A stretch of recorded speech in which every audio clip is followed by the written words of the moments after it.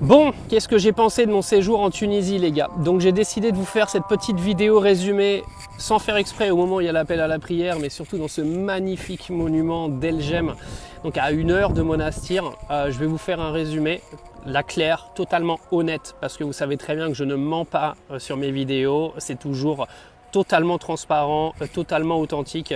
Je vais vous dire tout ce que je pense de cette première semaine en Tunisie. Donc là, je vais vous parler du côté de Monastir, Sousse, donc là, El Jem, des îles Kouriates. Pour ce qui est du reste de la Tunisie, je reviendrai parce que pour l'instant, je ne l'ai pas vu, donc je ne peux pas me prononcer sur l'autre partie de la Tunisie.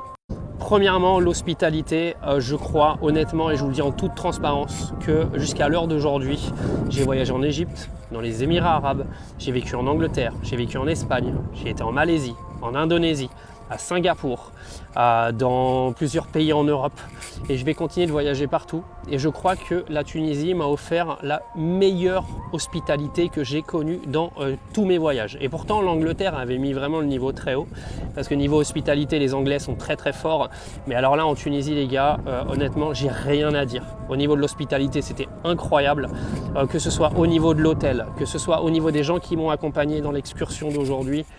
J'ai été reçu dans ce pays, mais comme jamais je n'ai été reçu dans un pays. Et je tenais à remercier tous les Tunisiens qui m'ont permis de vivre cette semaine absolument fantastique. Écoutez, si je devais vous donner un avis positif et négatif, donc des choses qui sont positives et des choses qui le sont un petit peu moins, je vais vous donner une masse de positifs, l'hospitalité, la météo, le décor. Honnêtement, là, l'endroit de Monastir, il est magnifique. Quand vous allez sur Sousse, quand vous allez sur Monastir, quand là vous êtes sur El Jem, honnêtement, cet endroit, cette place de la Tunisie est franchement magnifique. Ensuite, la nourriture, excellente. Honnêtement, j'ai super bien mangé. J'ai même beaucoup trop mangé, honnêtement. Je ne sais pas si j'ai pris 1 ou 2 kilos, mais ça ne va pas aller du tout parce que j'ai vraiment trop mangé. Ensuite, je dirais la tranquillité, parce que je trouve le peuple tunisien plutôt chill. Honnêtement, je pense que ce n'est pas des gens qui se prennent la tête. Je pense que c'est des gens qui sont assez neutres dans plein de choses, qui ne se prennent pas le chou. Honnêtement, j'ai été me balader à Sousse, etc. J'ai pas un vendeur qui m'a cassé les bonbons. Voilà, il y a quelques vendeurs qui forcent, mais ils le font toujours avec la bonne humeur. Donc honnêtement, j'ai rien à dire là-dessus.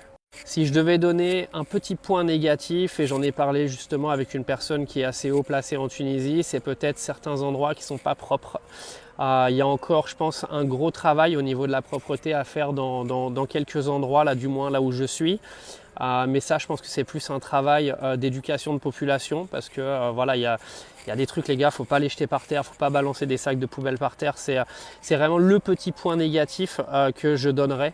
C'est un petit peu parfois sur certains endroits le manque de propreté, mais honnêtement, si on fait une balance positif-négatif, ça va représenter 5% du truc.